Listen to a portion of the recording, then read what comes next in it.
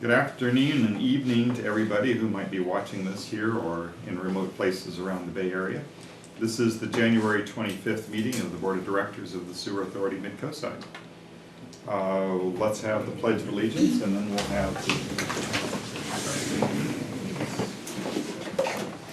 I pledge allegiance to the flag of the United States of America and to the republic for which it stands, one nation, under God, indivisible, with liberty and justice for all. Susie, can we get the roll call? Vice Chair Reddick. Here. Director Kowalczyk. Here. Chair Lohan. Here. Director Warren. Present. Director Boyd. Here. Director Slater-Carter. Here. Is there any public comment on any items that aren't on the agenda? And there are so many items on the agenda, you couldn't possibly think of something that wasn't on the agenda, I don't think. The problem is I had something, we'll but I don't assume remember at the moment what it that's was. moving on. So might need to come back to this at the end of the meeting. Was your So- question about Window of opportunity. Miramar? No, but maybe staff will cover that at some point during the meeting. Okay. Okay, we'll assume there's no more public comment. This is called a special order of the day. And we're going to elect SAM officers. We usually start at the top with the new chair. Folks who want to start making nominations. I nominate Deborah. I second that. I nominate Vice Chair Ruddick for chair. I'll second that. Sounds like there were Let's not two fight. nominations in 2 seconds. Are there any other nominations for chair? Who we elect? Hearing none. Director Ruddick, chair by unanimous acclamation. Why don't we just vote real quick? It's usually faster than talking about it. Is she going to object at all? I'm just watching. I'm looking for the flinch, the narrowing of the eyes. Flinch? It's a regular nervous tick, it's not an additional nervous tick. That's right. All those in favor? Aye. Aye. Any opposed or abstentions? None.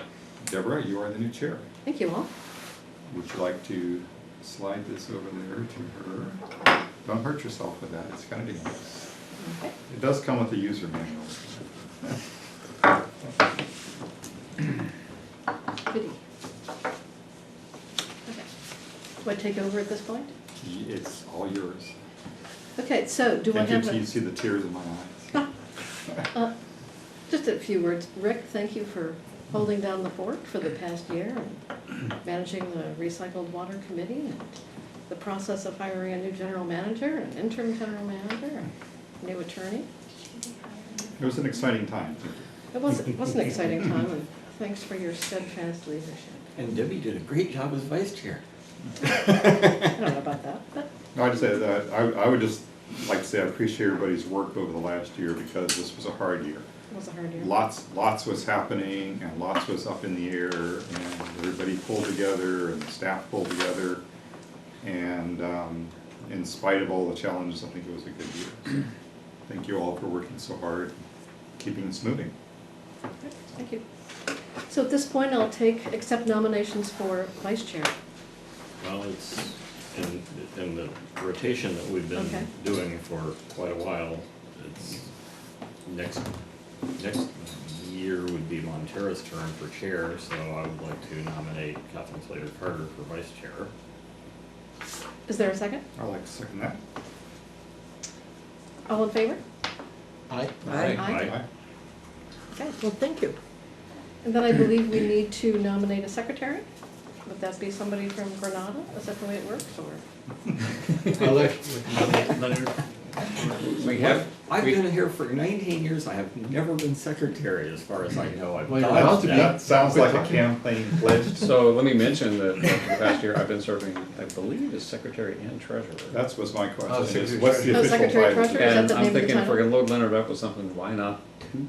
I agree. Okay. I like to revise my. I'm pretty sure I've never been treasurer either. I know, I Let's correct this oversight. Yes. move to nominate Leonard for secretary treasurer. I still second that motion. All in favor? Aye. Aye.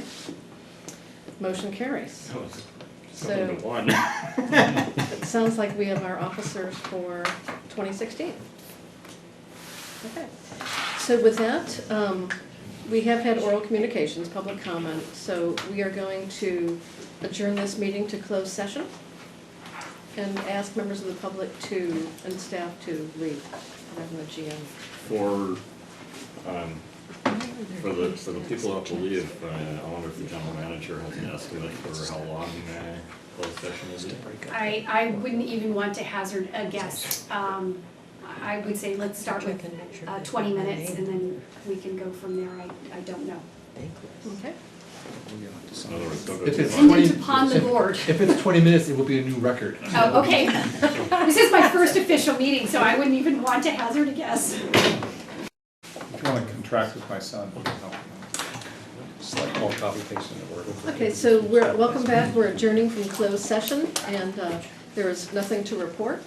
And I'll reopen the regular meeting and ask board members whether they have any consent agenda items they'd like to pull. I would like to pull item 4B, all reports. I'm gonna need a paper packet for a bit because this piece of junk called Windows has decided to do something stupid. Okay, any other items? Do we have a paper packet I can use for a bit? Leonard, Um, see that? what's your point that Apple doesn't use it? Do we have another packet? Oh, I'm sorry, it's up, yes, thank you. Make sure it's on a big font. Or provide a magnifier. I'm trying to remember what things I had marked on the warrant report. I've already discussed two of them that I remember with the manager. No, I watched that. There's one thing that I've been wanting to bring up for years and years and years, and I never did, which is why do we pay Centus some ridiculous amount of money to open up the first aid kit and throw another bottle of aspirin in there? Okay, let's, No, seriously, It's not on the It's not on the Oh, agenda. it's on the warrant report. It's one of the items on the That's all right, warrant. it's not on the agenda. Sorry, Deb. I always requested that item be on a future agenda. We have a mechanism for that. okay, so, So- but the warrant report is on the, oh no, you're wanting to pull C, disbursements for December or January?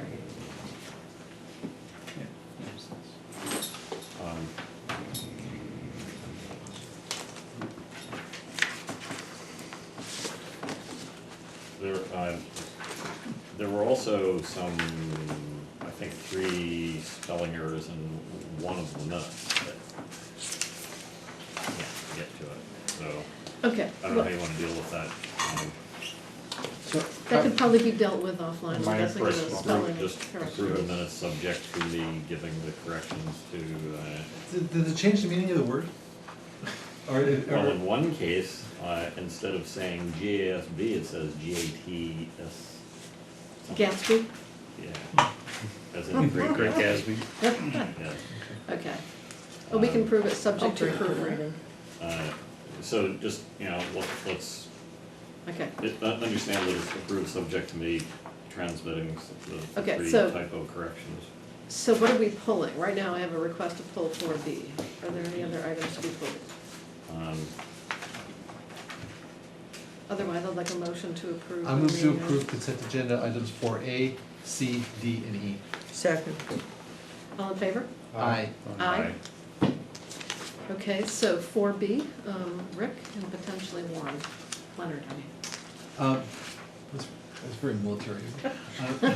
So, just noting, we're looking at the flows and we seem to be inching up, Which one? 4B, flow report. Monthly flow report? But there's 2 months worth of, Oh, I'm looking at, It's November this year.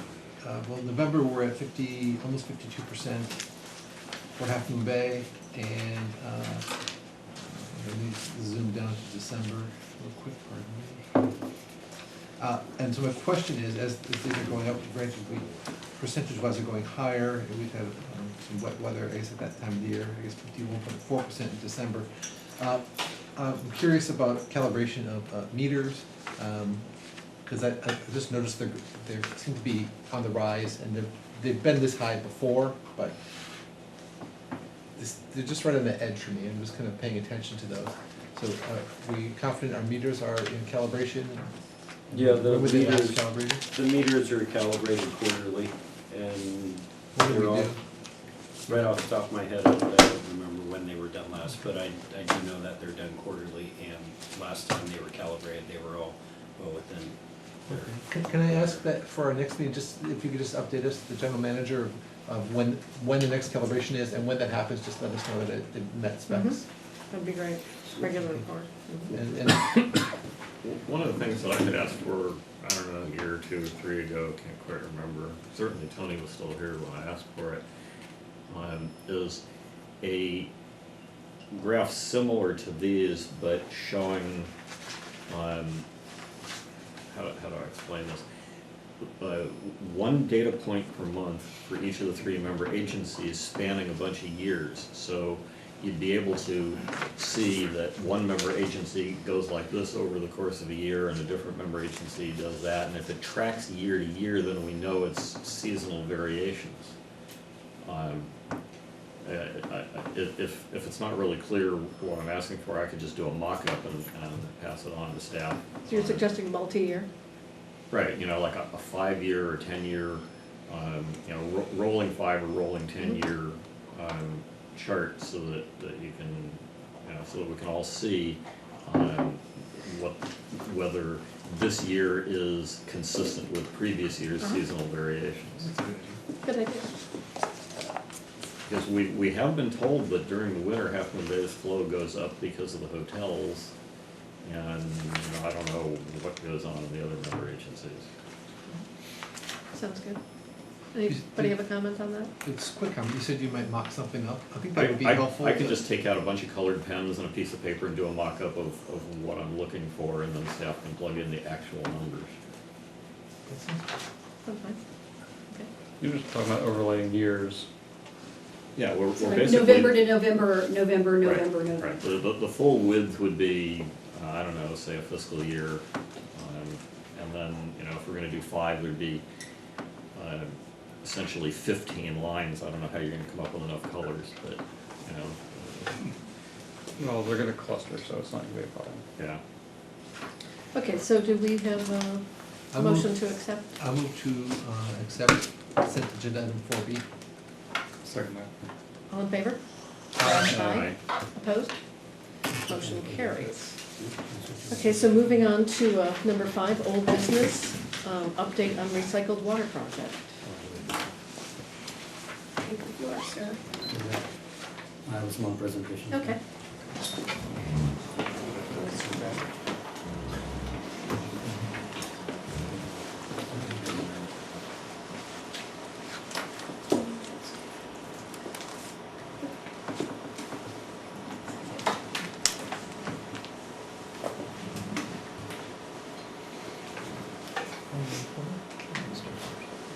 Okay.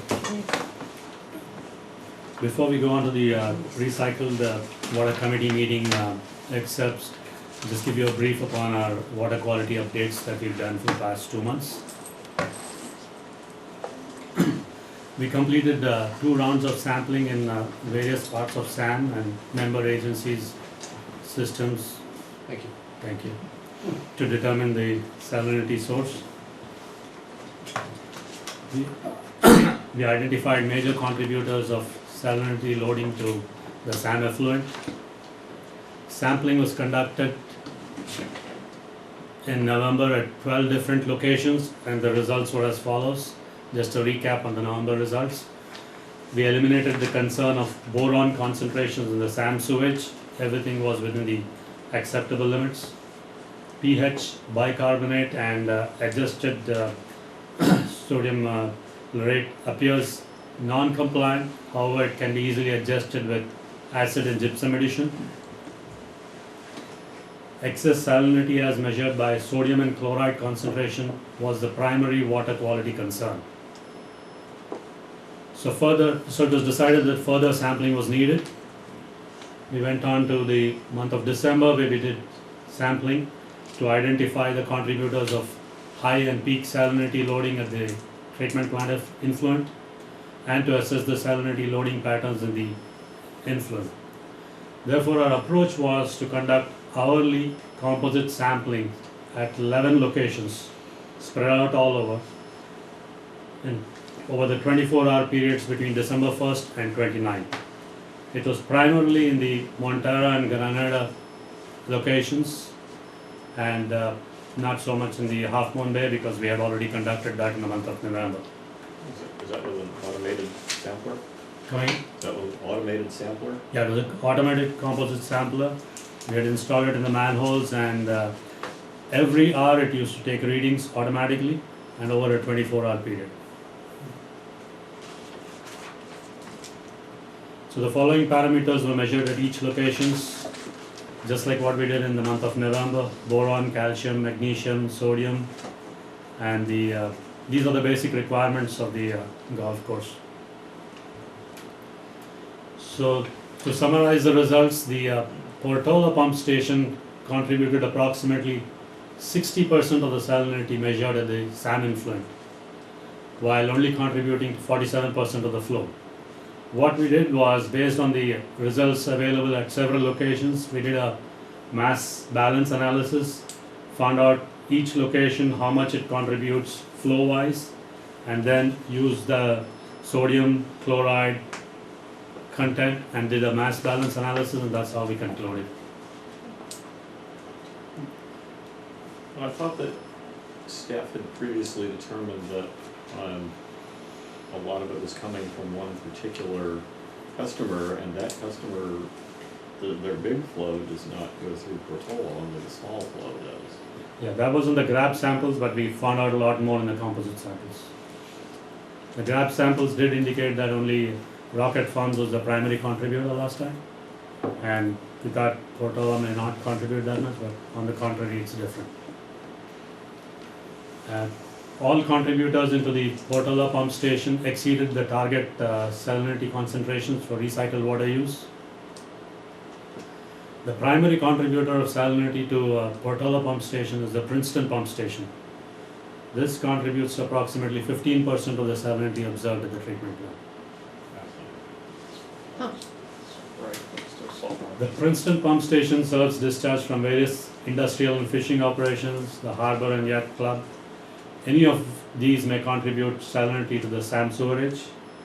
Besides, the location and condition of the pump station could also facilitate saltwater intrusion. It is also concluded that eliminating the salinity in Rocket Farms discharge alone will not alleviate the salinity observed at the influent. We also found that the sewerage from the city of Half Moon Bay actually dilutes the salinity in the sewerage from the northern contributors of the treatment plant influent. Got your back, guys. So if salinity from Rocket Farms and Princeton pump station are reduced, then there's a good chance that the Half Moon Bay sewerage would dilute the high salinity from other contributors, and we would be able to achieve the target concentrations. Do you think it's possible that this is because there's a lot higher percentage of wells, in particular in Granada, but also in Montara, than there is in Half Moon Bay? How does that contribute to this pump station? Well, like my end of El Granada, I'm pretty sure it crosses the highway, goes through Princeton and loops back around. And so, your point is, how does that relate to wells? In my end of El Granada, there's a lot of wells, and my well water's really, really bad. You have never mentioned salinity before, you've always mentioned hard I water, never had they're it two tested. different things. Never had it tested. You would know. I didn't drink it. Okay. Yeah, so the salinity levels as measured by sodium chloride and ASR are comparable to the SAM influent and secondary effluent prior to chlorination. Therefore, we can conclude that the salinity loading is not occurring within the treatment system. Because there was a doubt that maybe while we are doing the treatment prior to chlorination, we are possibly adding salinity. But that is eliminated because we did both the influent and the effluent, and we did composite samples, 24-hour periods, and we did it multiple times. Okay. The Montara interceptor may also be a primary contributor of salinity to the Portola pump station. and therefore the influent. The location of the interceptor facilitates saltwater intrusion, which may be the source of high salinity observed at these locations. If you see, there are two manholes which are on one side of the highway closer to the ocean, and those go into the Montara interceptor line. And since they're so close to the ocean, there could be a good chance that there could be saltwater intrusion. It needs to be investigated. So have you done any grabs from that wet well? No. Have you done any grabs, any samples Oh yes, from that from location? no, not from this particular location. We need to find out that. But we've done it in the same line which goes closer to the Portala pump station. There are a couple of manholes. I've not done it at these two manholes which are pretty close to the ocean. I'm having a hard time understanding that, because I always visualize saltwater intrusion as something that happens below sea level, where the seawater is actually infiltrating the ground. And so if the interceptor is significantly higher than sea level. Yeah, but you see these manholes which are pretty close to the ocean could possibly be at a depth where the salt water might be actually. Well, we don't have to guess. Have we We done? actually know the depth of our Yes. lines and our wet wells. Yeah, that's what I'm saying, it needs to be That's why I'm investigated. asking. Yeah, Mhm. it needs to be investigated, there's a potential. Are there test wells? I mean, for instance, we have wells at Pillar Ridge, and we do saltwater, we do tests for water chemistry all the time. And those are much deeper than our lines. So, and the county did a water study 5 years ago. I'm not good on time. You might want to contact Steve Monowitz at the planning department and ask for the results of that, because they were particularly in El Granada, and in the lower parts of Montara, looking for saltwater intrusion, and I believe salinity might have been, it's a while back, but I believe salinity was part of their investigation of the water chemistry. So Steve Monowitz at planning, or Jim Porter have been at Public Works, and I don't know who to contact at Environmental Health, but either one of them will tell you. Well, I mean, for this particular observation, seems that taking some samples could get some pretty direct answers pretty quickly. Yeah, that's what we plan on doing it now. But it might end the argument about whether private wells are a problem or not. I wonder, And in Granada, everywhere. would Sam be interested in testing? Now mine is not connected to the house anymore, I'm not using it for potable water. If I can get the well running enough to get you a sample, would that be worth testing? Yeah. I'd like to get through this, because I've got some other questions about the data that you collected, and then we could talk about test wells later. Is this it? Do you have other One more results? Yeah, so the recommendations to conduct a thorough assessment of the salinity at the Princeton pump station by identifying and evaluating potential contributors, reviewing the operation, flow, and condition of the pump station and the conveyance system feeding the pump station. To investigate the potential for the saltwater intrusion at the Princeton pump station and the Montara interceptor.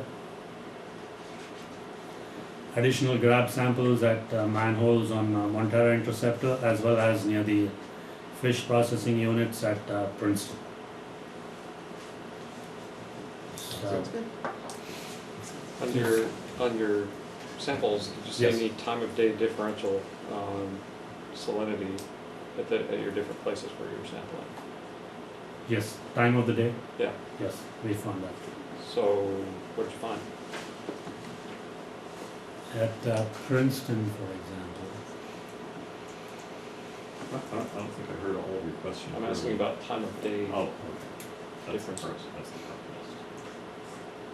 Let me see if I can, if you want to see Princeton, Pages of this is the time when we've started.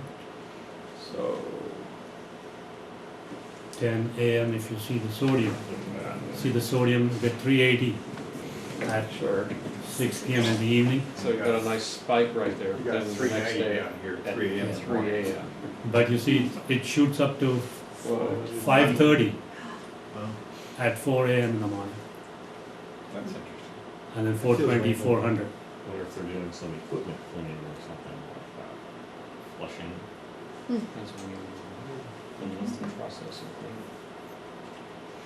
That's interesting. I'm surprised by that. This Yeah. kind of has, it raises the question of human activity, I think, rather than, I mean, there might be a baseline of saltwater intrusion, and that might be that going up. could ebb and flow with tidal pressure perhaps, maybe a little, Feels like but rinsing tanks kind of a thing. that Yeah, kind that's what of I'm getting at. raises that question, yeah. And that's why I asked, can we tie this to human activity, or is this, you know, ocean activity, or is this, is it tied to, like, What tide? is halftime in here somewhere? You know, what patterns can we tease out? As I've been advocating now for quite some time, I want to continue to go upstream. When we got our first report and the nursery came up, I thought we asked questions then to try to tease out whether or not that was actually a point source. And I'm glad we did the follow-up work. I think that's great. But what about this? What should I think now about the point source implications in the first report that we heard? Does it completely invalidate it, or is it still a point source? No, it's still validated. I mean, it's still valid because we found out that Rocket Farms definitely contributes. Okay, they have an RO system, They have all and they this. must discharge their brine somewhere, and I think it's perfectly reasonable to think discharging into our system is probably what's happening. I'd like to validate whether, with them, what it is, what their understanding is, and what the facts on the ground are, and what kind of operational flexibility they might have, so that we don't have to speculate about them. If we find a business in Princeton that gives us, you know, raises similar questions, I would hope that we could go have conversations with them. I mean, everybody should know dumping brine into the sewer system probably isn't the best thing to do, but if you think that's the right way to safely discharge, maybe that's just what they're doing. I would hope that our NDWSEP program would have already covered some of this, but maybe this is We'll an have that opportunity. discussion later on in the meeting. Well, I mean, it's I'm really grateful that we're getting to where we're teasing this out and chasing it upstream, but I want to make sure as we go that we understand what we've already seen. And so in terms of contribution, if 17% of the sodium load is attributable to the Portola pump station, where does Rocket Farms fall on the spectrum? Yeah, I'll just show you that. But before that, I'd like to show you this Rocket Farms report where the sodium was showing around 250, 240, but for some period of time they had shut off because of the holidays. I mean, during that time their RO rejects were not being dumped into the manhole, and you see how it's drastically fallen down to 82, 57, 69, 60s. This is an indication that when they start dumping the RO rejects into the manhole, then it shoots up. The brine from The the brine, the RO rejects. Now, are they still discharging the excess irrigation water directly into the IPS? That they were doing for some significant amount of time on a special permit? I believe so. I believe it's likely that that's what we're seeing. But their permit doesn't allow them to do it during the wet season. So we need to find out if they are or not, and what might be in that, because that goes directly into the IPS. So they have some normal sewers that go through Portola, but then they have the excess irrigation that would allow them to connect it directly into the IPS somehow. I actually don't know. We'll have to look into that. Yeah, definitely. Yeah, Did you look to see if there's a time correlation with high tide? Might want to do that. That would be good information, I think. Yeah, might want to see if the peak chlorine lines up with, or peak sodium lines up with high tide. So this begs the question of where we go from here as far as the recycled water project. I don't know if you noticed in the warrant list, there was a check for Alpha Analytical of almost $95,000 for sampling. And so, yeah, 94 and some change. And we don't have, it's a new project, to quote Mr. Copeland, capital P, new project, because it's totally outside of the four corners of the JPA. And it's not really operations and maintenance and capital replacement or anything like that, and it's not collection system, and so the question is, out of the recycled water committee, there was a request to have staff spend some time on getting some more detailed numbers from the engineering firms. And there's staff time, and then there's costs, direct costs like the Alpha Analytical, but then obviously the productivity and staff costs associated. And I would like some direction from the SAM board, because obviously that was the recycled water committee, but I would like to get some direction, being the manager, as to where the SAM board would like us to go, both with developing an actual budget for this project, and then where you would like us to go with this. So when we have our meeting next month with the recycled water committee, we can report back and say, because I believe we're at a point where we need to start firming up those types of things, especially if we're going to be doing things like looking for grants and other resources. We want something that's probably a little more formalized, that the three partner agencies would then approve. Beverly, you said 90,000, but the check on the warrant report is a little over 42,000. Did I sign the check? I thought it was 94,000. Maybe it's 2 different months. Oh, yeah, there's 2 months worth. Probably November and December.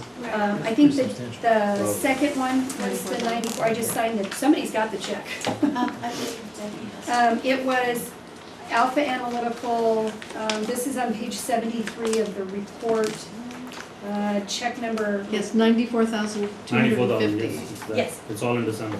Thank you. No, on the, Page Well- 73 of the staff reports. but on page 61, there's a check for 42,000. That was November. That was the November one. Right. So we have 100 and whatever, 130 or something. Is that all directly attributable to the sampling? The November one I wouldn't know, I know the December one was, the November one It was had some before me. limitations on it. December Testing, was irrigation definitely- water, recycled water project, oil and grease, AZ paint filter test, final effluent test. Yeah, so it was, November is partly recycled water also.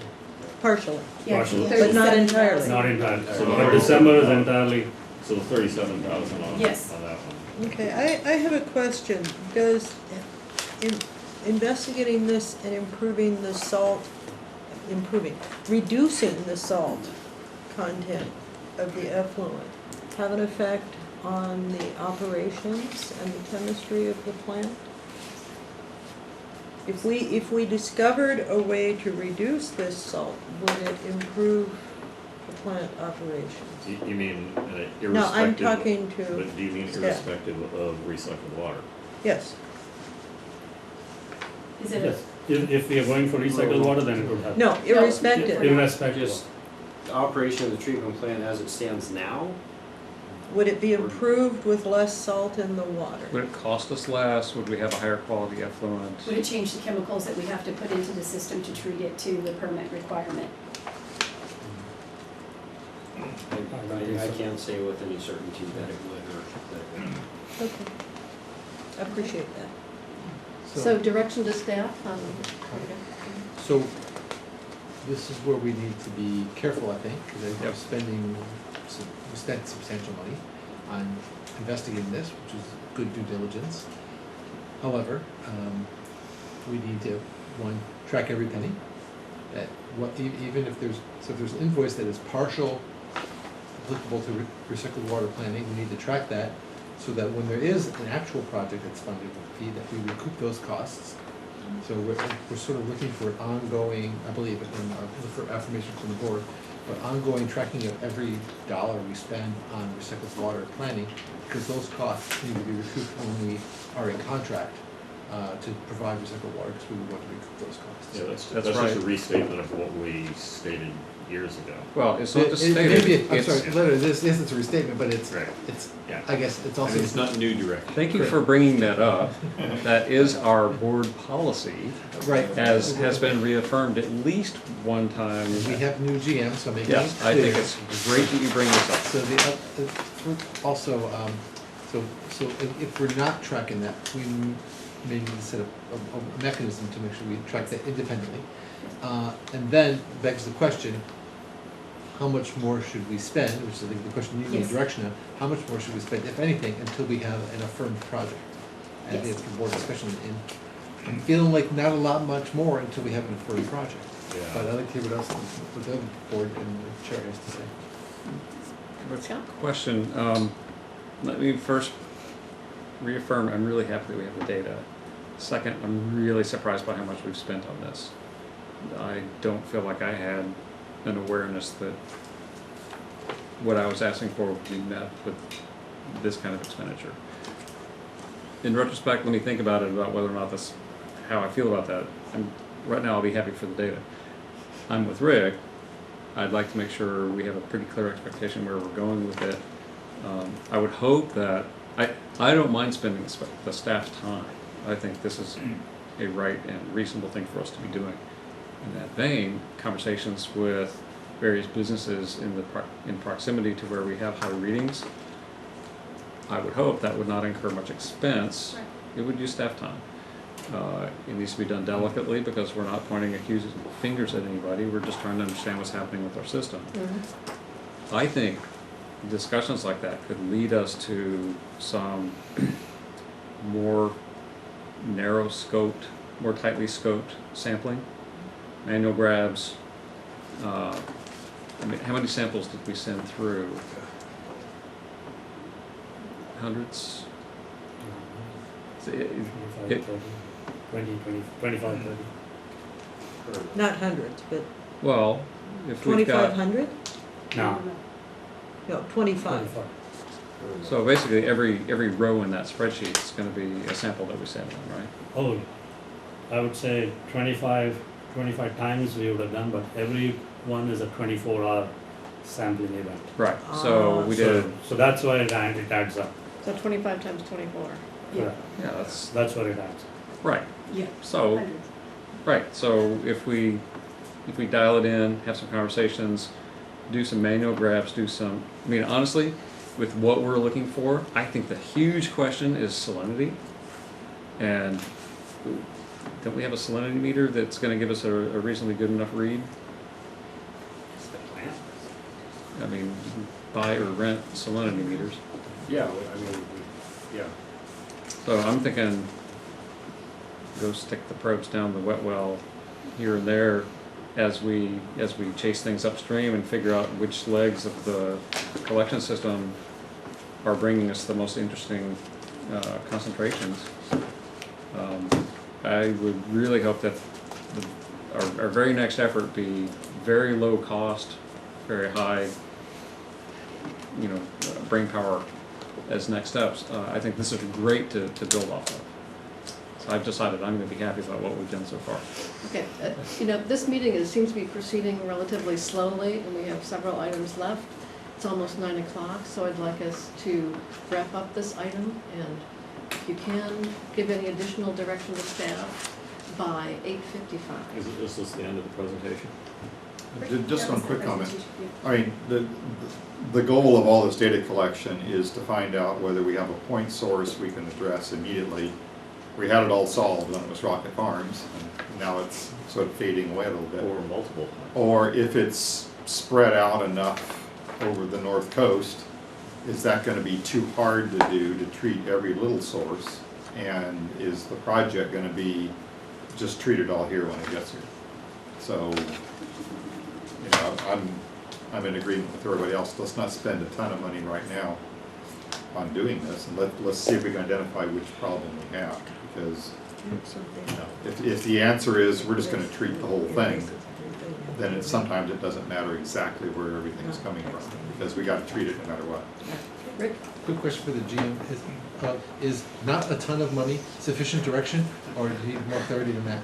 That feels vague, right? I want something less vague than that. As Director Boyd pointed out, it sounded like a great thing, but seeing how much it cost, I don't know if that would have changed the direction at the time because the data was valid. I'd like to see us spend negligible sums between now and the next meeting on this. Okay. As we develop it with staff time. Okay. So is the goal now to spend most of our time on developing an agreement with the various stakeholders to? Well, I think it's That's two-pronged. the next One is obviously getting the 25% build,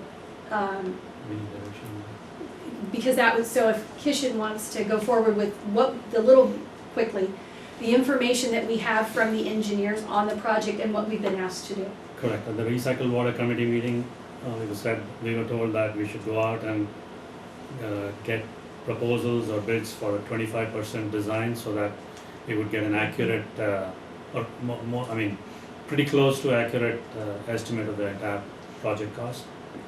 So therefore, staff would like to need direction as to how to go, whether to go for a new RFP altogether, or we go back to the same consultants for a bid and negotiate with them, or is there any other method? So that's staff time to develop that versus contracting with an entity to create that. Yes, it's staff time, and if the direction is to scrap it and go out with a new RFP or to use what we've received so far and just try to negotiate a more specific scope.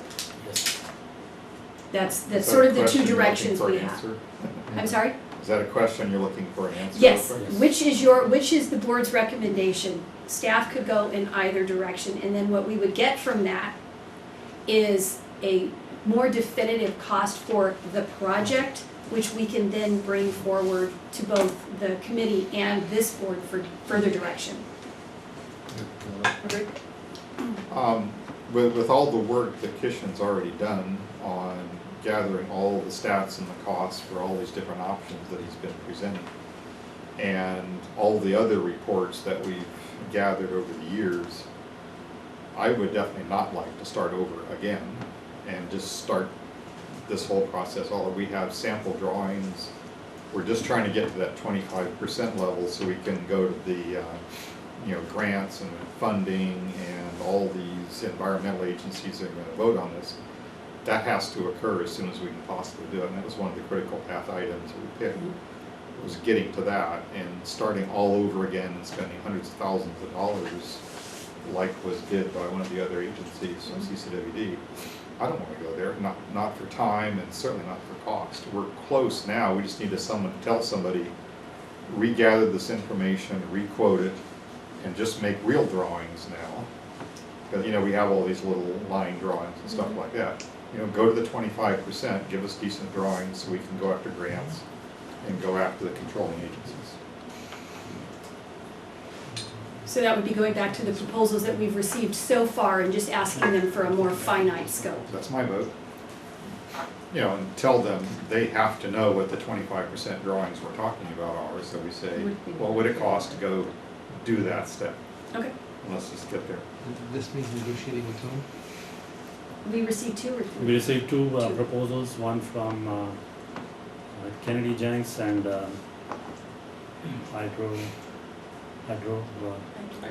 Hydroscience. So what would the process look like of negotiation?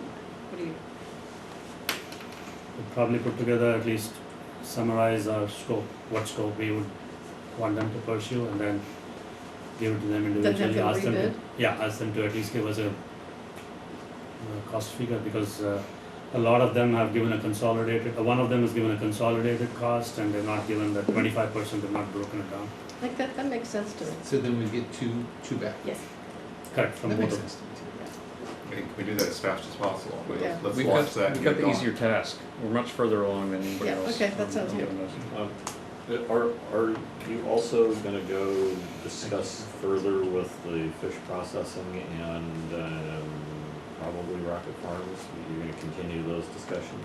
Let's do the negotiation first. why don't we? That's actually going to be a comment and a question at another agenda item that has to do with our source control. Because that really is more of a source control issue than specifically recycled water. Agreed. Okay, let's move on. Item B, update on intertie pipeline system reinforcement You project. again? Yeah, the intertie pipeline system reinforcement project is moving forward very well. The force main has been installed on Valimar Street. The HDPE portion of the pipeline has been pressure tested. We've installed plug valves and check valves on the existing pump and suction lines at the Montara pump station. We've completed the pump discharge header modification, and the tie-in at the new force main is in progress. Just this morning, we completed the tie-in at the south end.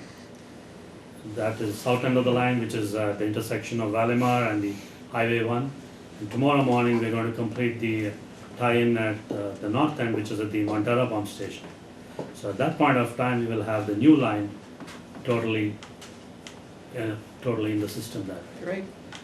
But the project per se will not be completed until the first week of March because of the pump. The pump was a long delivery item which was known at the beginning of the project and which is expected in mid-February.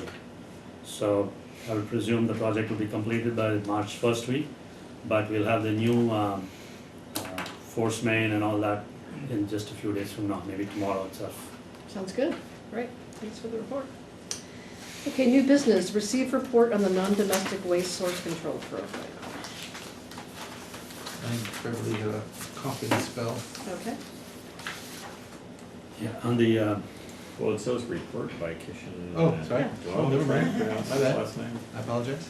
you start off in the fog. Yes. Love to talk about fog. So as you're aware, we are required to do certain certain types of businesses, whether they be industrial or commercial.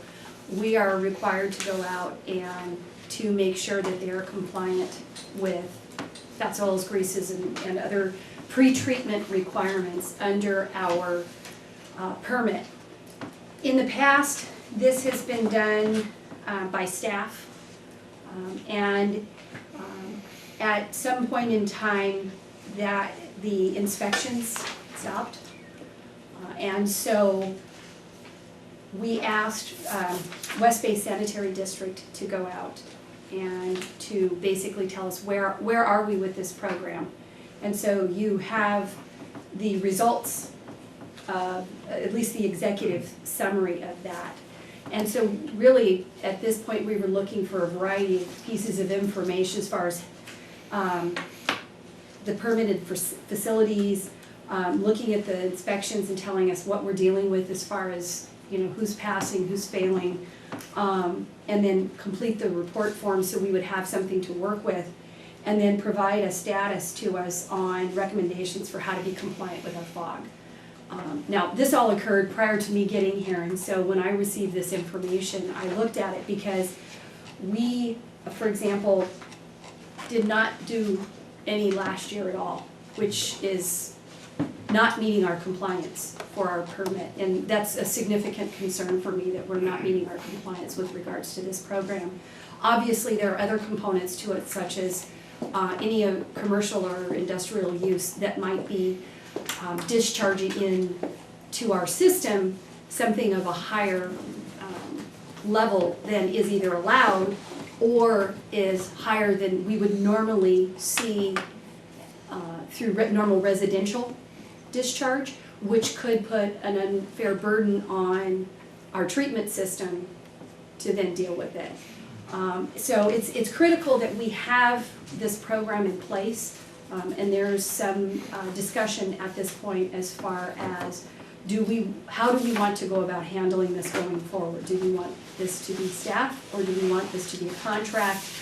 And basically,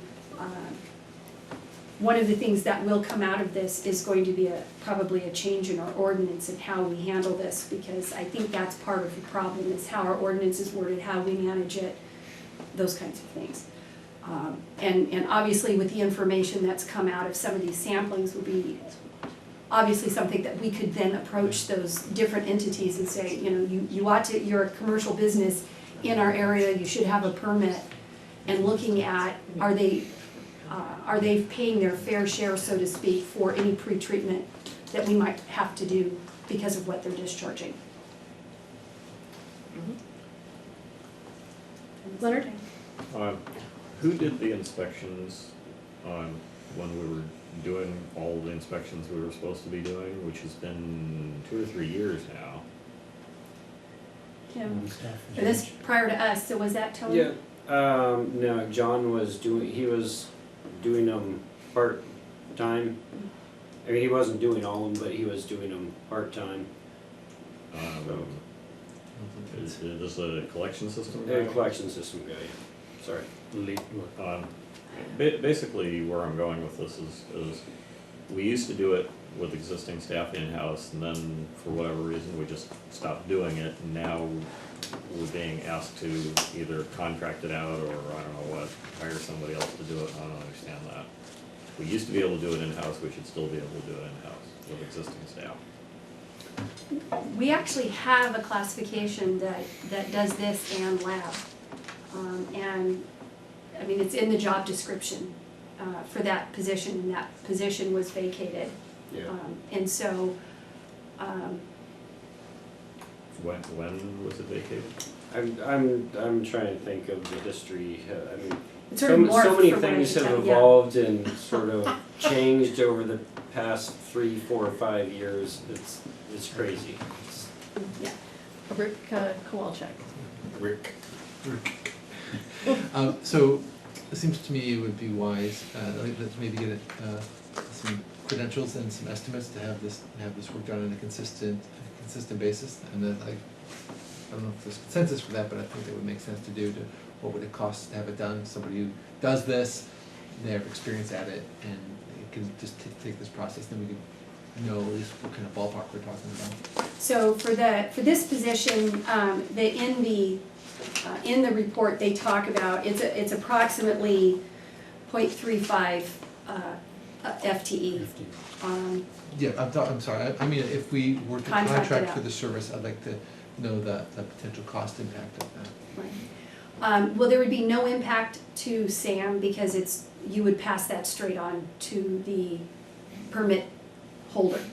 So much like being in a restaurant and having the county health come and do an inspection, you pay the cost of that inspection. So the fees would recover the Okay, cost. so that- It's a completely recovered cost. Then that makes it very easy for me. I like that. I'd like to give direction to do an RFP or to select a firm that's capable of doing this and have them provide this service on a consistent, ongoing, regular basis. At no Quarterly, cost- I think. Quarterly at no cost to SAM. I think that's a great move.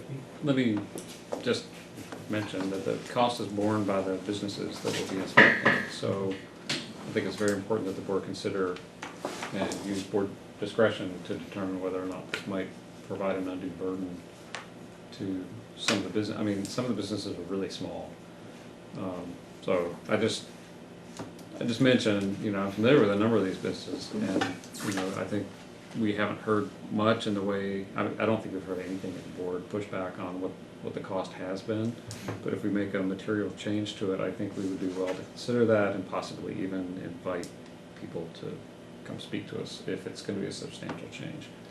Well, it's also the cost of the ratepayers of, not monitoring and having. Oh, I'm not rates saying and don't stuff. do it, okay, don't get me wrong, okay? I don't like hearing that it's been kind of a hodgepodge, I don't like that, that's not a good answer. You need to be really clear on it.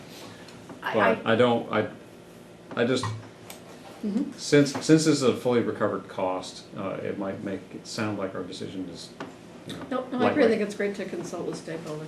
Yeah. Yeah. So you're gonna get multiple bids? Well, based on the analysis that I've done initially, it's pretty similar either way.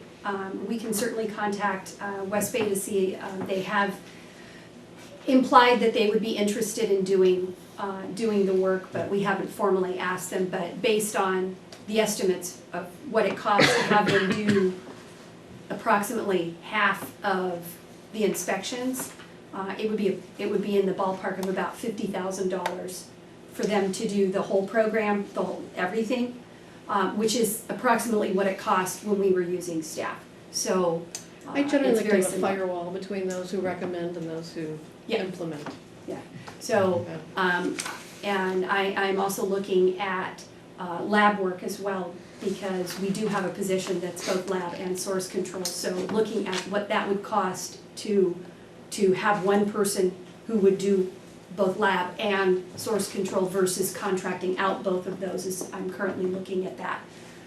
But I wanted to let you know, and more than likely, we'll get a quote and we'll bring it back, but it is likely that at least for the completion of this fiscal year, we will contract it out so that we can get up to date, but I don't have that exact figure yet, but I'll bring that back hopefully at the next meeting so that we can at least complete 100% of our inspections for this fiscal year.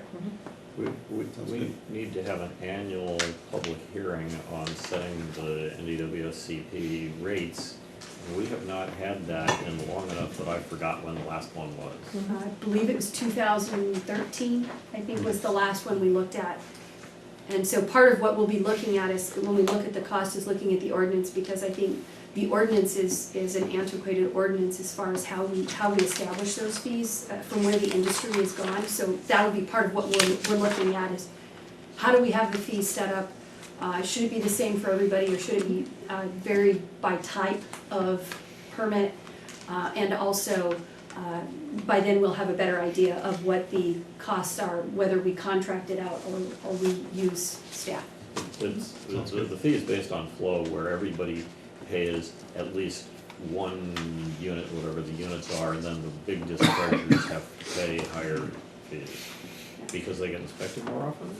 Well, and that's where the industry has gone in a slightly different direction, so that's something I'm gonna bring forward for the board's consideration, is looking at maybe doing the permits in a different fashion, to be more administratively less burdensome, as well as for the vendor to have a more consistent idea of what it would cost to do that inspection every year. I just wanted to point out, table 1 on page 91 of 153. It says 2 automotive facilities, and then on comment it says MWSP and Granada do not have automotive businesses. Well, maybe not legal ones. No, that's Yeah. not true. Carlos. Yeah, there's Harlow's up next to the mobile home park and Airport Road. And I'd use Harlow a lot. Well, these were the Great. ones He's that good. were inspected, and they did not inspect everything, so it may have been that was not one of the ones that they chose to inspect. Amongst the 36 that they had chosen. Oh, so this is just out of the. Yes. this is Yes. the- Yes. This is Okay. at random, they've chosen Okay. 36. Yes, Just so you know, normally, when we've seen this in the past, we've seen the complete, regardless of what is new, we always see the complete list. With every single business. Yeah, on it. all of them. Yeah, but I believe, I'm just saying, This was the staff sample. reports have always had them, and so when we see something, I understand, correct. we're like, hey, where's that one? Right? So Yeah. that's the reaction you're saying. yeah. No. So they were not asked to do all of the inspections, and so these are ones that were sampled, and so we will approach them and ask them what it would cost to at least complete, Correct, it was This actually year. an assessment, not like an inspection. but- yeah, Okay. to give us some guidance on Idea. what best way to move forward. So we will bring that back at hopefully the next meeting with some more information. Great. So item B under new business, adopt a resolution authorizing the general manager to execute a contract with legal counsel.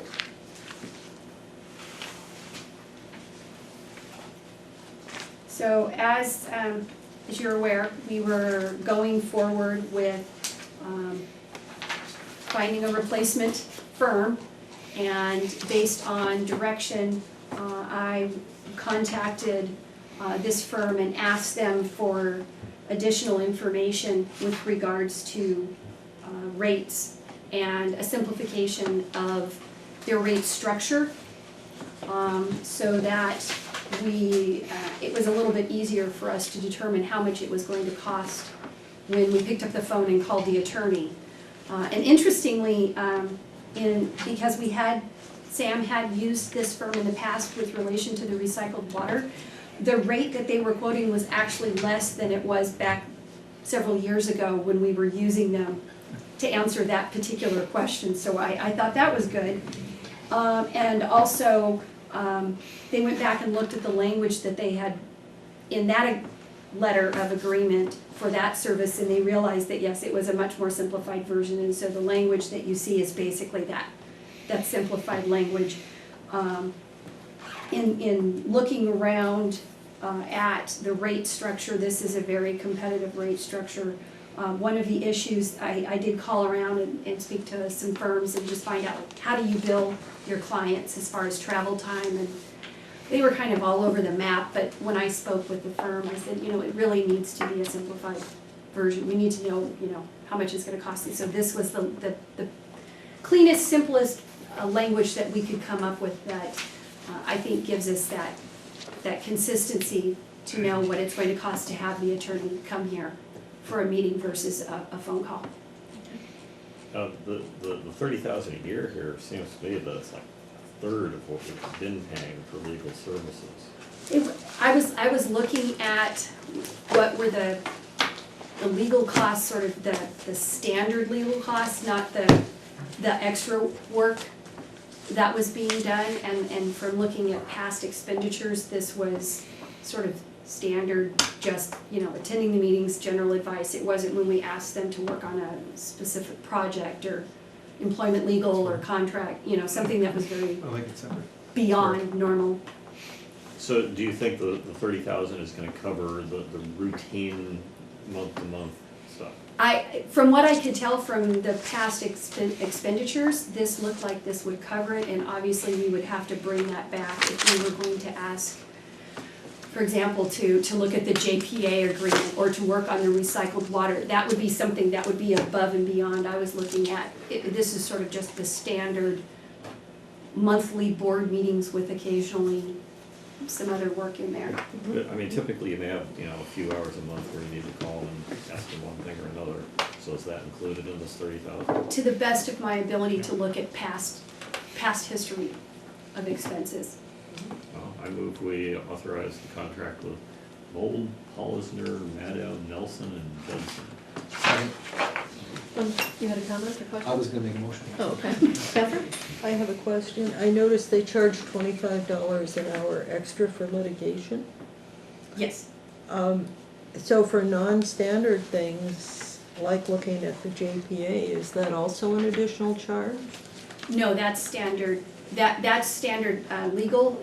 Litigation is always at a different rate at most legal firms. But when I was working on this contract, it was for using them as our general counsel. If we have additional work, then we would need to add that to the contract for that period of time. So where it says these rates are all inclusive except as specifically noted, the only exception then is the $25 per hour surcharge for litigation. Well, there's also costs with regard to, I guess, pass-through costs that aren't in, but their rates are all inclusive. So, for example, if they have to get an outside specialist for something like they do for litigation, those wouldn't be one of their members, so that would be separate, or, but for as far as their attorneys, yes, that rate is included. Okay. You can see that under costs and other charges on page No, I 1. knew that. I wanted to make sure that there were no other surcharges for their firm. Okay. So we have a motion and a second. I'd like a roll call vote on this, please. Oh, I'm sorry. Chair Reddick, Aye. Director Kowalczyk, Yes.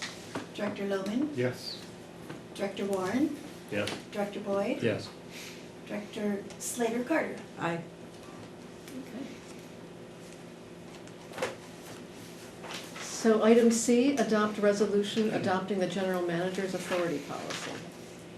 Yes, so the reason why I brought this forward was I've been trying to figure out what I can do and not do, specifically for the purposes of not wanting to go where I shouldn't go without receiving authority first.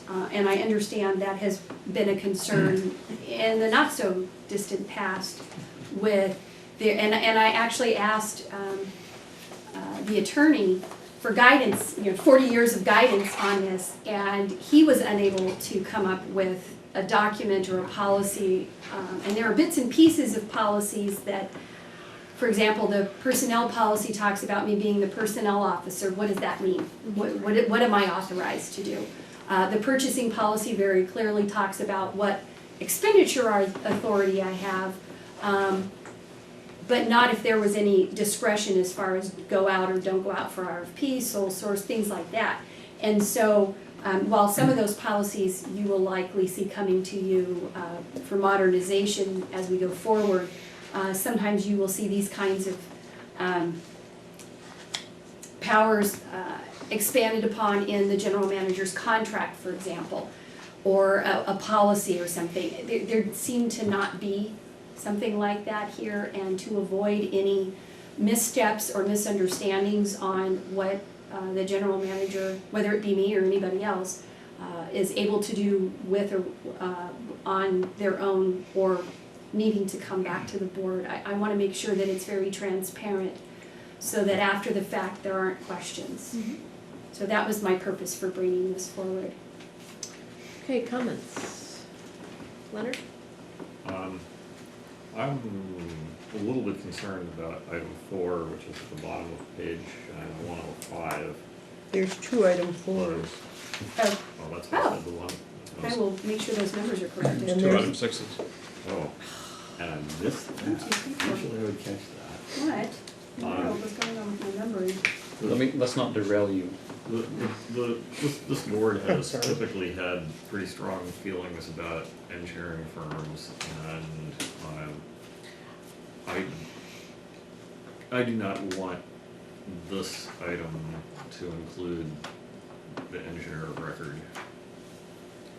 I want that to be a board decision. Scott?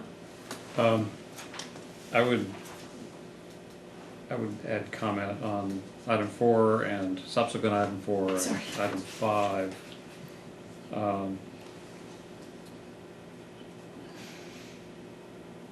In general, I see things here that would put under the discretion of the general manager items which, or policy matters which have been, well, what we have treated as policy matters. I think if we were to properly engage on this, we would take each one as a discussion for whether the board wishes to retain the decision-making on these, or to hand those off.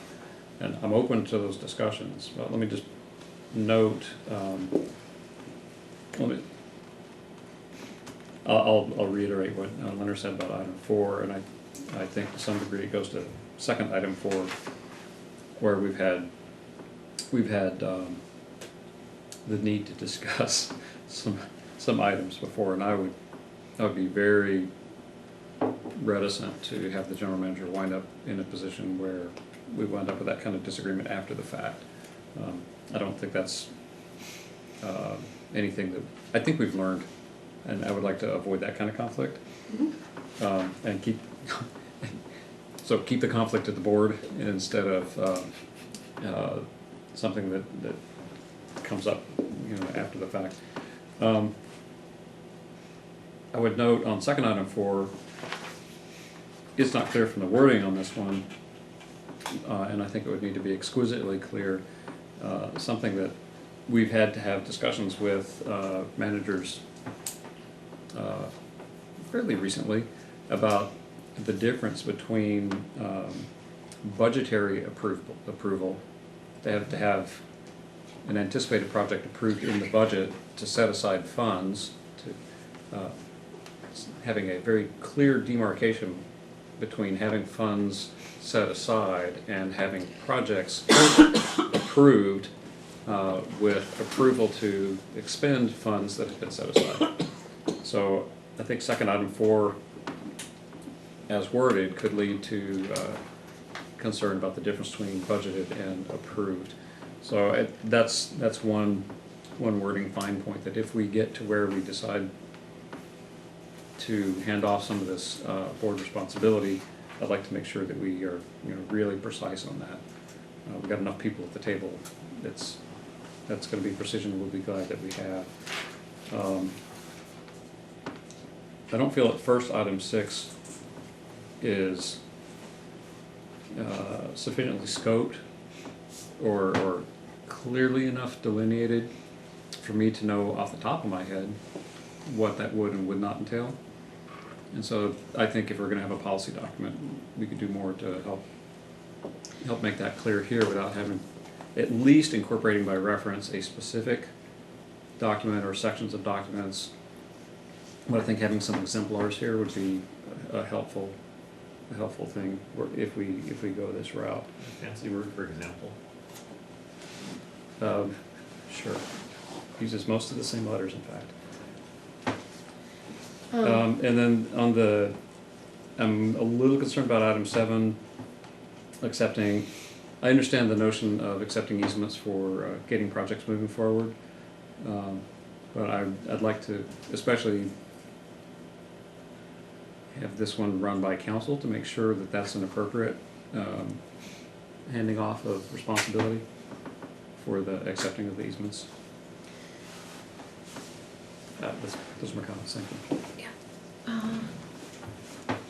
Yeah, I have some general comments to sort of frame what I think you were asking for, and maybe the language is not clear, but maybe if we clarify the language, it would be okay. I'd like to hear from Rick. I think you had a comment first. I do. I have a question about a comment, and then I have a comment. So for item 4 at the bottom of page 105, the comments I heard in the room were about this authority remaining with the board, and as worded, this authority remains with the board. So I didn't understand your discrepancy there. I might suggest that perhaps our action on this thing is to have the general manager hear our input and perhaps some refinements and bring it back. And then my comment is around item number 6B, the second at 6 at page 106, which is with regard to the authority to take action when there is an emergency as declared by the general manager.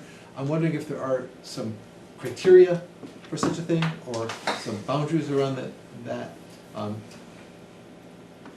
lest something always be an emergency and that therefore always be approved.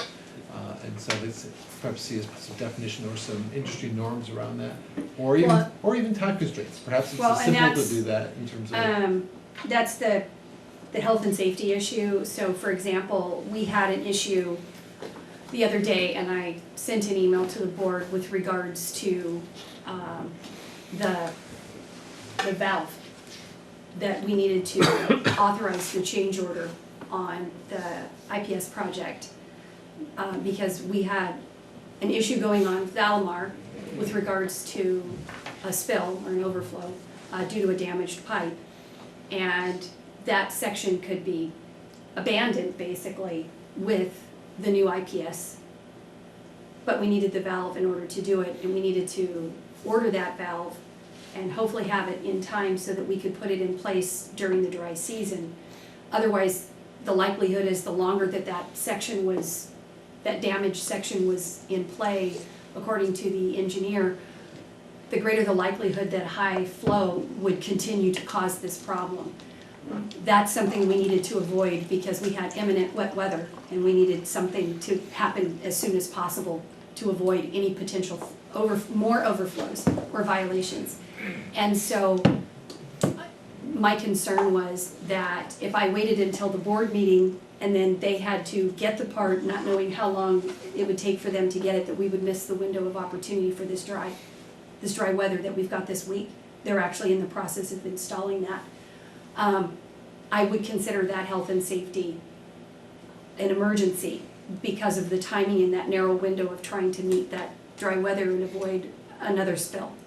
I think as long as we're notified, I think it says in here somewhere at the earliest opportunity. Yep. So as long as we're notified, and if the director has a problem with it, then we can say, call a special meeting, and we've never done it that I know of, but there's actually provision for calling an emergency meeting Yes. on 1 24 hour's hour notice. notice. Well, 1 hour's notice, but Yeah. It sounded like you were concerned about like a pattern of this.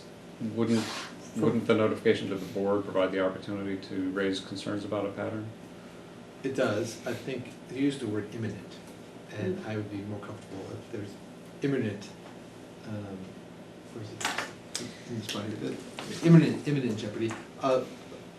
Again, it's a policy, right? Full trust and confidence in our GM, to be clear about that. But as a policy, I want strict boundaries around terminology of when something is declared an emergency. And more than at the GM's discretion. I think it's, because even in this case, it was critical. I'm not sure it was an emergency, but it was certainly important. Catherine? Thank you. I see this like the MOU that Leonard was talking about earlier. This is a policy, it's broad, and it's open to interpretation. And I'm very concerned about some of these things. I see this as resulting in subsequent wrangling and disagreements, and I see that frankly with policies 4, 4, 5, 6, 6, and 7. Anything on easements and real property rights and interests, property interests should come to the board. That's a board function. Those should not be separate. I realizing we reserve the right to convey real property, but beyond that, there are things like easements and so on that I think is very important for the board to be well aware of. So I think this is a good start, but I'd like to see the language tightened up. I think Rick Kowalczyk's points on number 6 were exactly mine. And so, and then the 4, 4, 5, 6, and 6, as I say, I think they are serious problems. And in fact, I haven't been on this board, but I am even concerned about, well, number 2 is a good policy, that's the HR. I think all of those are appropriate, but it goes back to some earlier discussions that we had about HR negotiations and so on. So I don't know. I'd like to see. I don't know whether I want to see more or different, but I'm very dissatisfied with this. Let me take a stab at this. Can I make a suggestion? No, I'd like to get in my It's her 2 turn. cents here. So on number 4, it seems to me there are different things at play here. There's the board's ability to approve, hiring or dismissing consultants, at a dollar amount that's under its authority. There's also the executive's, authority to enter into contract based on, board direction and approvals. But there's also your delegated authorities. I'm guessing there's some delegated authorities to expend monies and hire consultants under a certain dollar amount, like a city manager does. For instance, at Half Moon Bay, it's $30,000. Under that, the city manager can, enter into contract to. yes and no. Okay, well, I think 4 needs to be clarified in the sense of clarifying the board's role with respect to consultants and contracts and the executives. Right now, I would love it Seems if the kinda board lengthy. could point me in the right direction, because that was the difficulty that I was having, is that there isn't anything that defines that, and No, that. we have Well, I- board policy enacted by this board on spending limits. No, spending limits, but what I'm saying is, the dollar amount, yes, but what, within that, for example, am I authorized to execute a contract within $30,000? It says you can spend it, but executing a contract is different than spending the money. I actually think this is something that we could run by the attorney when he comes on, given that they're pretty good at developing, I think policy that's a language. good point. So we need to just, identify the issues that need to be clarified under 4. Because I want to make sure that you have the authority you need to be the executive that you are. And I don't want to constrain that. On the other hand, I want to make sure that, it's accountable to the board. So if we could have attorney's help on 4, I think that would be good. And then, I'd like to see the whole document, frankly. it wouldn't hurt to have the attorney look into it.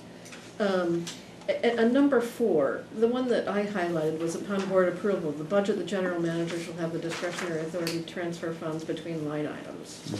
So I know, at the state level in my work, as a project manager, I can do that within a certain percentage difference. So up to 15%, I can just approve, shifting between tasks, et cetera. So maybe we should consider having the executive have the authority, up to a certain, percentage of the. I'm actually, you raise a point in a reading of the sentence that's different from mine. And so what I imagined was, see, that makes a lot of sense to me. This other thing made sense to me, and I think it just goes to the language, and we need to be like really precise. But I was reading this as,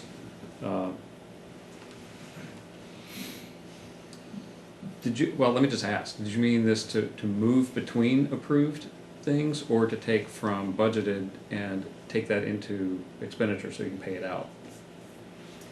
Well, typically, I'm sorry to interrupt.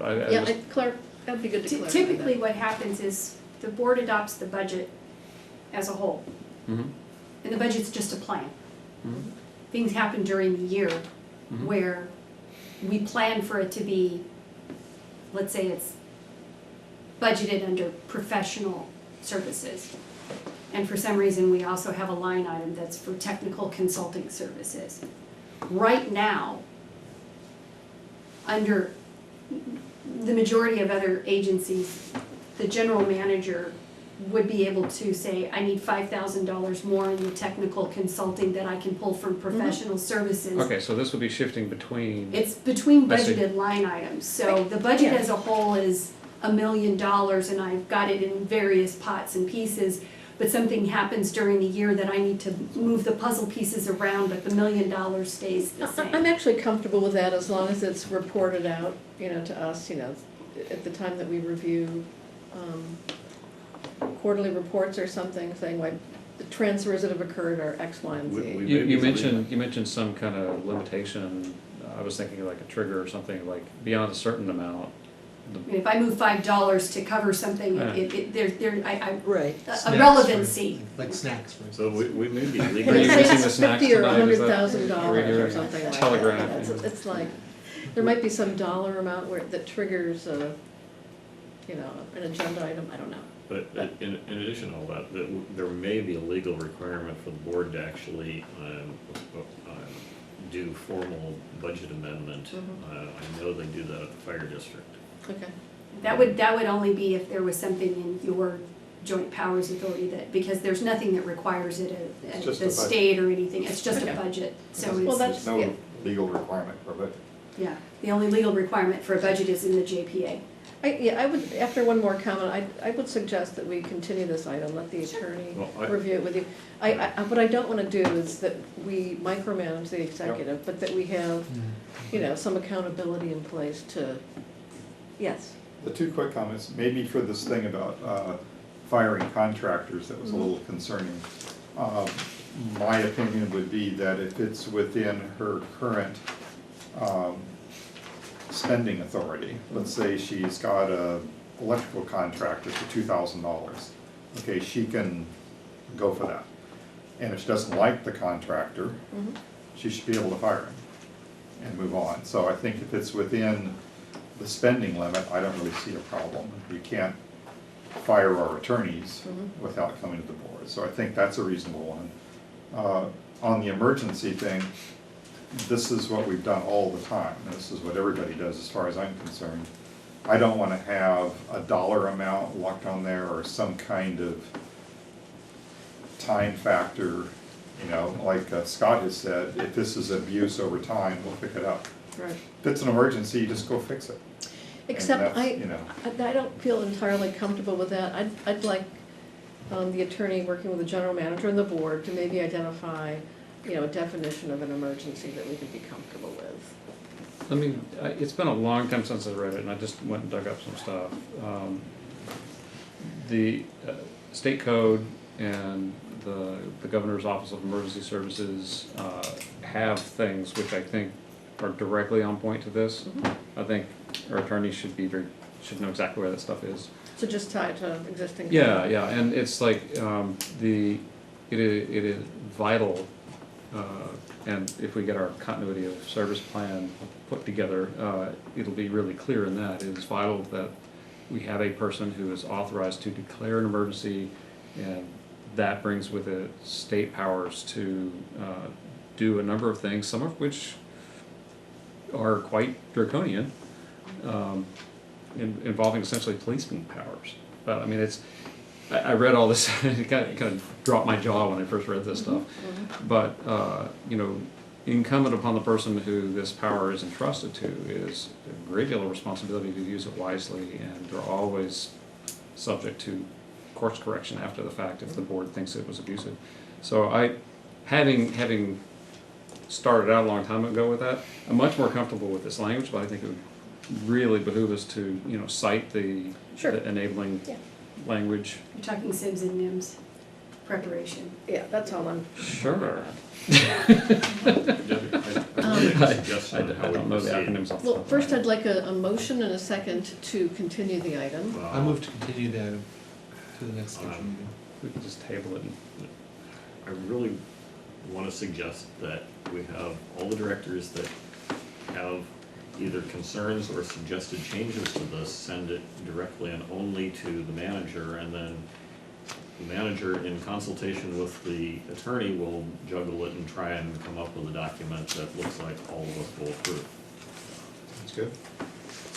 Just be aware of the Brown Act when you're Right, sending that's what I'm things in. saying, we send our comments directly to her, and then it's her discretion how to juggle it, consulting with the attorney.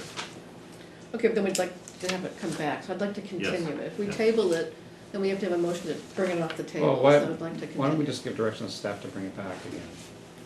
Can we do Sure. that, keep it really simple? Yeah, Okay. so you wanna withdraw your motion? I refuse. Yes, I withdraw my motion. Okay. Thank you. So staff has its direction, Thank you. and I'd like to move on. Thank you very much, folks. So, we're moving on to the adopt resolution adopting the unrepresented employees manual. Yes, so one of the things that I have been trying to do over my 7 weeks or so here is find all the documentation for everything about how we operate. And one of the things that I have determined is that much of what we do is silent when it comes to the unrepresented employees. And there's an unspoken Me Too that's occurring and has been occurring for quite some time. Not good. Generally, it's not good for it to be not stated somewhere, because one, that's not very transparent. Two, it leads to inconsistent practices, which could then lead to legal action should somebody think that the reason why you're taking disparate treatment is for a protected class or another issue. Also, PERS really hates it when they don't have something that you can point to, especially when somebody gets ready to retire. They want it spelled out explicitly what's included. And so not having something to point to could jeopardize a retiring employee's ability to count a particular type of compensation as reportable or unreportable. So There's a variety of ways that you can do it. This was easy for me because I've done something like this in like the last 3 places I've been, so it was very easy for me to take a document, you know, why reinvent the wheel? It's been used in numerous places or something like it, and just plug in the current practice. For the most part, that's what I've done, is plugged in the assumptions or past practice that has been used with regards to unrepresented employees. And also, because of the retirement of the supervisor of administrative services, which did not have a salary schedule, it was just a single pay scale. The assumption is that a new person coming in would be at a lower step and work their way through merit increases as they perform their duties up to a higher level, which is how you had established the engineering construction contracts manager. It had steps. So trying to match those two as far as how they are treated, how the classifications are treated. So is that typical to have steps for non-represented employees? You typically have steps for everything unless you have a classification where you have an individual contract. So for example, in some agencies, your manager, maybe your deputy or assistant manager, and maybe your HR manager would have individual contracts. And then you might have other management staff that are unrepresented and they would have steps. Okay. We did at one time have a written policy that said that the non-represented employees got the same, you know, health care and whatever. And we repealed that a number of years ago for reasons that I can't remember well enough right now. Unless there's a lot of issues with this, I'd like to move this item. This is standard practice in the state of California with the state administrative I do have, manual. I think, a material question, and that is, I mean, I've been reading through it. I haven't had the chance to go through it in the kind of detail that I'd like to. Mm-hmm. But let me just ask, is there anything in here that would represent any kind of policy change from current practice? It's, Policy change or practice change? well, I mean, There's not really much in the way of Practices- policy. practices evolve from policy, hopefully. I wouldn't necessarily Well, hang a hat on that.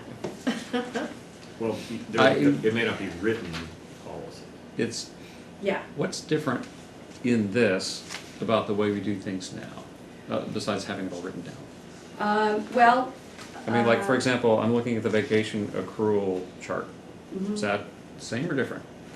Well, considering it was never defined for the unrepresented, I matched it to the represented because that's what was in practice, Mhm. but it was never specifically. Okay, so I guess that's Illustrated. part of my question is, how do we get here? And I kind of want you to tell me what here's is interesting, and what Okay. here would surprise me if I went through it in detail and then compared it to what we had been doing. And, I mean, because, I mean, I'm reading through it, it all sounds reasonable, but if I don't know what the changes are, I don't have change bars to say, you know, hey, this is, Okay. I'm recommending something Yes. different, and here's my reason for recommending it. I just don't have that, and I want to operate from Yes. a position of, this sounds really great and on first read, but Yes. Okay. So, first of all, Can I make a define. suggestion? I really don't want to go through this line by line tonight. I'd rather us yeah. bring it back There's next three time. maybe points that are of note. One is defining that the unrepresented classifications, at least the two that we have at this moment, are FLSA exempt. In the past, the supervisor, as it was, which was Tony's position, and Jeanette both were non-exempt, and so they got overtime, which is not really compliant with FLSA. And for parity's sake, the engineering construction contract manager is exempt, which is appropriate. So matching those two. There is a contribution amount in here for PERS, for the employees in this to pick up, I believe 1% of PERS. It defines the group medical dental vision insurance benefits, which is different than what has been in practice. not how much is paid, but just how it's, the approach to it. So I saw lowest cost Kaiser Yes, based on individual or individual plus one or individual plus two. right, I the didn't type s- of plan. I didn't see anything about individual plus family. Well, that's because the way they do it is it's employee plus one, or employee, it's family, it's plus two infinite. That's how the insurance If- company, I'm guessing, well, I'd like to see a comma and an ellipsis there, because it just looks like an enumeration, you can have one of these three things. that's how the insurance companies identify it. Really? They Yes. do. That's how they identify it. They don't go plus three, plus four, plus, they just say plus two, and then anything beyond that is, it's just encompassed It's in not that. even an ellipsis. Nope. I'm too much of a programmer. Yep. It's wrong. Okay. Yeah, and then, the retiree medical benefits, we are actually out of compliance with the IRS in how we are doing our retirement contributions for existing retirees. I am working on that to resolve that through a vendor that can do an HRA, so that we are in compliance with the IRS. Okay. So, and the very last thing I want to point out is the wage schedule and how I acquired that. I actually did comparisons. Because there are few data points for the engineering and construction contracts manager, there aren't a lot of comparison positions for internal parity, because there aren't very many data points. Generally in the HR world, you leave it alone. If you don't have enough data points to say it's comparable or not comparable, you leave it as it is. So the recommendation for the supervisor of administrative services is to match it, because it actually was higher. But it would have been considerably higher than the existing classifications wage scale. So for internal parity, my recommendation is that they are mirrored and they are the same. Okay. Those were the big points. I'll ask you offline about the $1 difference. Yeah. On the IRS compliance issue, can you bring us back what you wind up doing about that? Yes. I'm gonna hold up.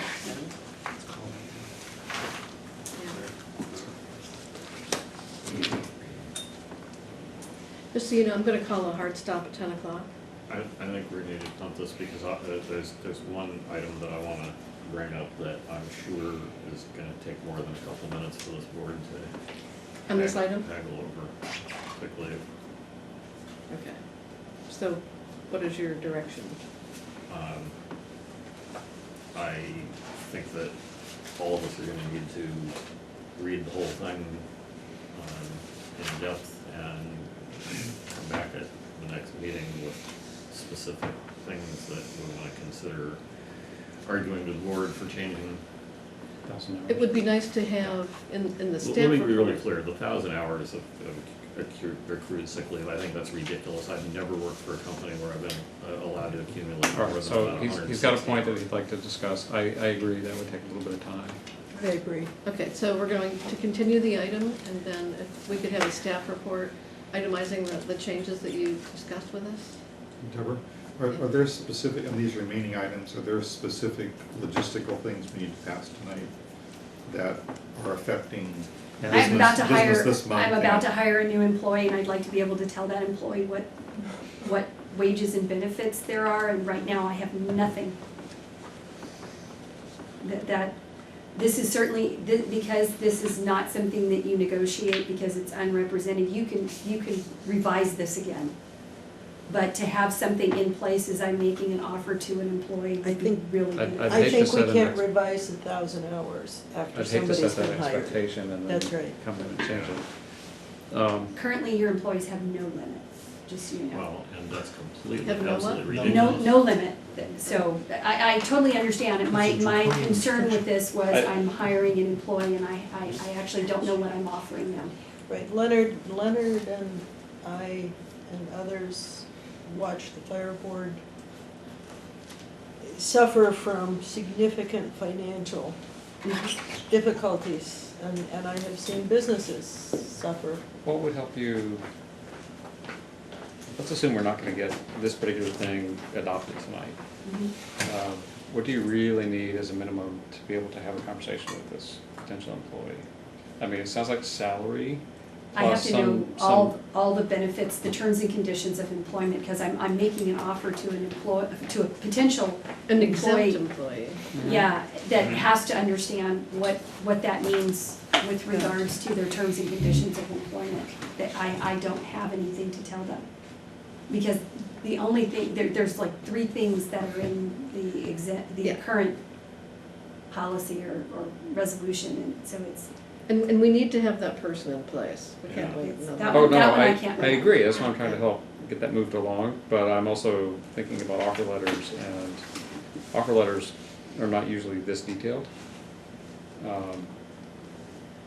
They sometimes come with this kind of detail as the backing material, but. in the public sector, they are usually pretty explicit what your what your stuff is. Okay. Can we, And then continue the rest of the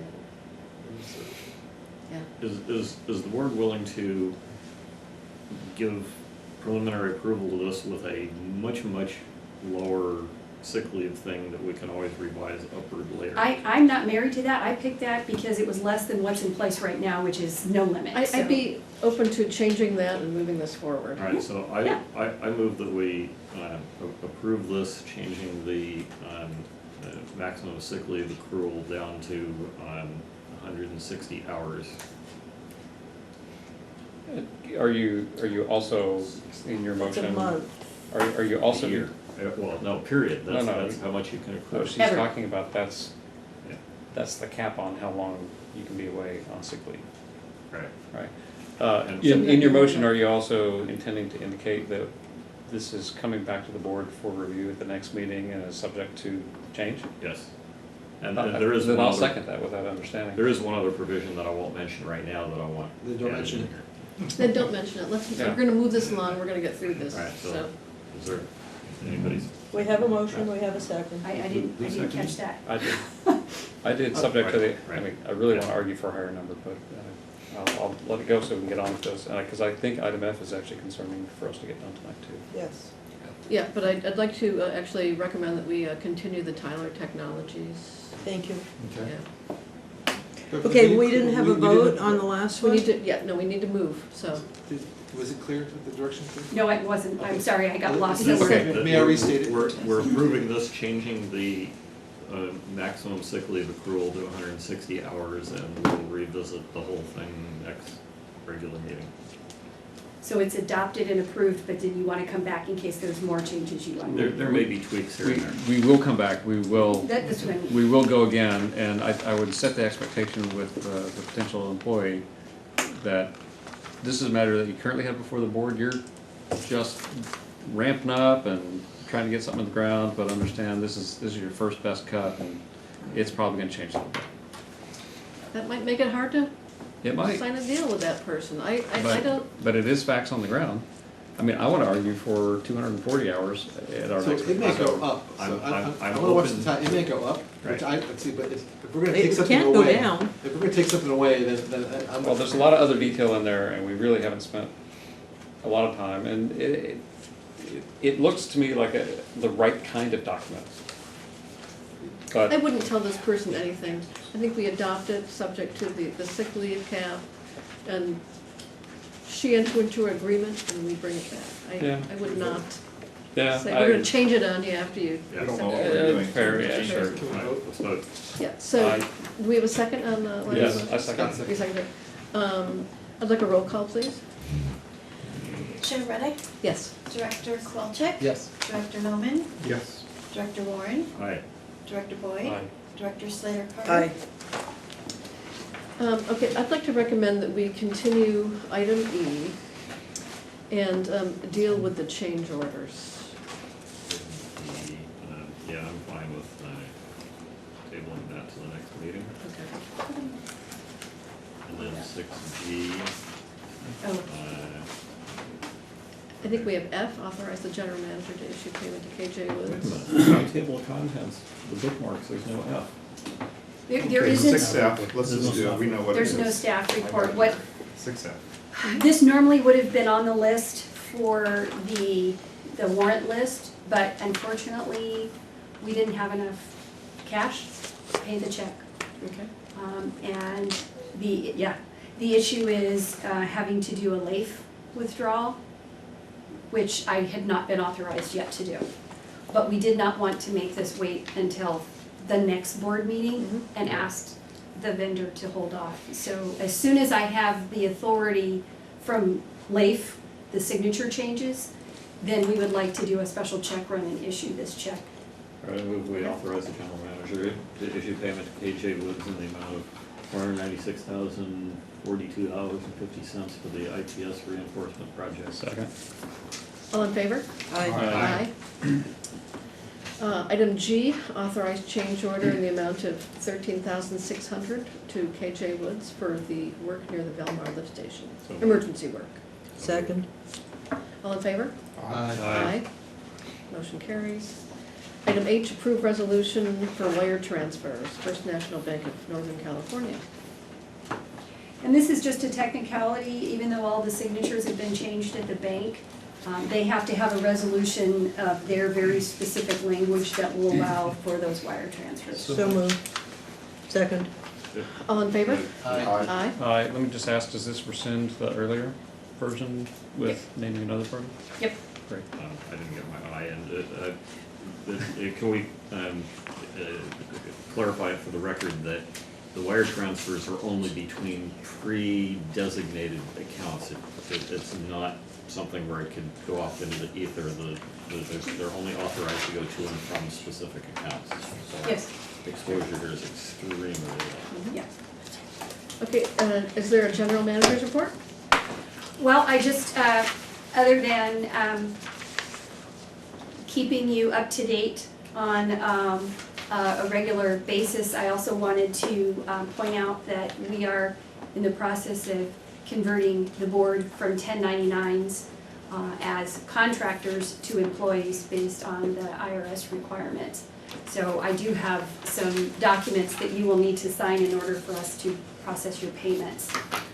So that we Great, I'm gonna have to go talk to my employer. That's just great. I was curious about that because your letter, it talks about, presidents, blah, blah, blah, blah, blah, all the elected officials. It never specifically anywhere said directors on the board. Does that mean we get It's health elected insurance? officials. It's elected officials, whatever you call yourself, a board member, a director, whatever it is that entity you call your board members, your elected officials. And just, I've just recently been through this, yes, JPAs, whether you're elected or appointed, in this case, you're elected to your entities and then appointed to this board, you are still, according to the IRS, qualified as employees. So in order for us to pay you properly, it should be done as employees. And So we're a little bit of everything.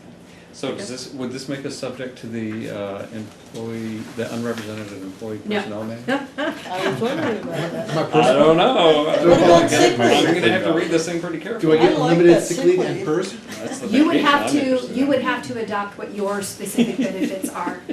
Now, are there gonna be deductions? Because those of us who have outside employment, in a lot of cases, if you take out deductions, then we're gonna be over limit and have to do all kinds of annoying things on tax Boy, returns to that's what recover we- those. That's It's right. $100. That is not for us to determine. You fill out your documents as you see Say, fit. Don't And take any taxes on You If you know, put zero, you put zero. That's not for us to Like, do. I'm I thinking of recall- the social security. This actually messes up my tax filings. Yeah. I'm sorry. I put these on my Schedule C, right. and a W-2 doesn't go on my Schedule C. I I would like to see a little bit more about the necessity of this. That's fine.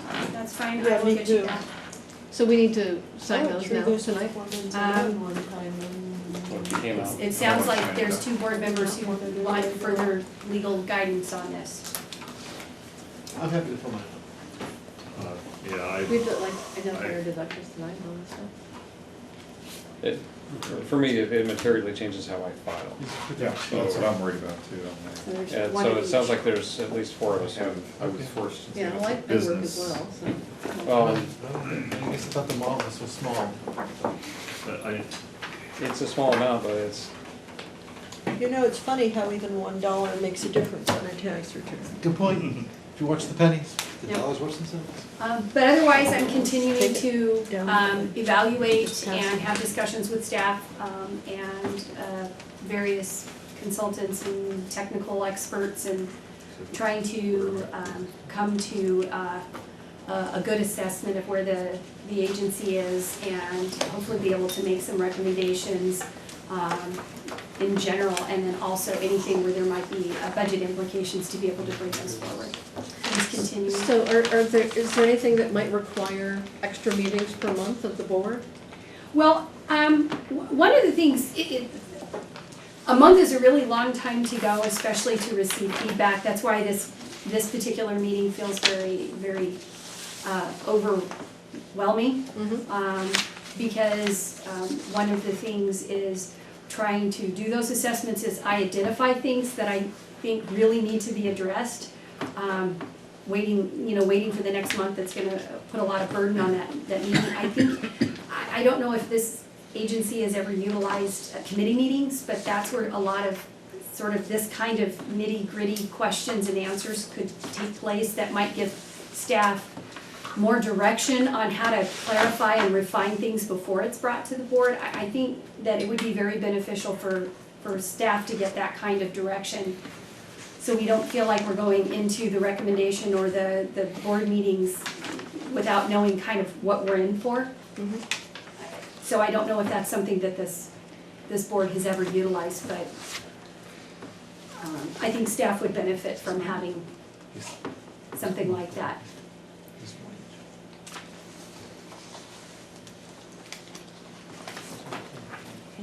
So I think, so the general manager's asking if we're I can open all to. read? No, I think there's one of each kind. I think you're asking it so I agree. I think you make the point that from a staff perspective, you come in, you present all these things, then we have all this debate and discussion, whereas a lot of that could have been discussed earlier with the subgroup of the board and come to something a little tighter. Everyone's reading something and not listening, so No, I'm listening very carefully, I'm waiting on this to do something. Okay, so I think there's merit to that. And I think we're open to that, but I think we should probably figure out how to make that happen. But I think that would be good to give staff more input, so they're not coming in cold and then get whiplash with all the direction you get from the non-agreeing directors. Well, and I think it would make it more productive for the board as well if we could bring something that is closer to being finalized than, I don't wanna say just guesswork, but sometimes it is a shot in the dark. Cause because of the Brown Act, I'm not able to go, so tell me, each of you, what you think, and then, have a serial meeting to help me prepare. That's fair, that's fair. Thank you, good suggestion.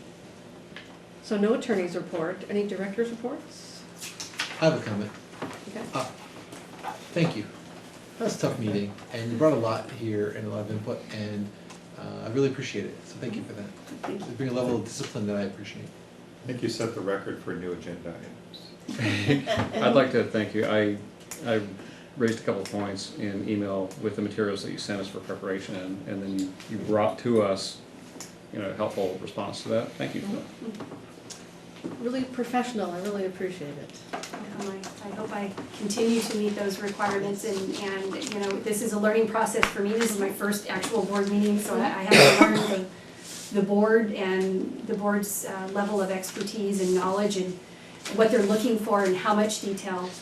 So certainly the more that we have these meetings, the better I can work with staff to make sure that we're responsive to the board's needs. You're doing a great job so far. No, thank you. 7 weeks? I'm still on a honeymoon, yeah. So. And just for the record, I've officially moved, my family and everything are here, so. Our general manager lives in the service area. I do. That's great. Before you leave, can you sign that one? And is there a motion to adjourn? So moved. Second.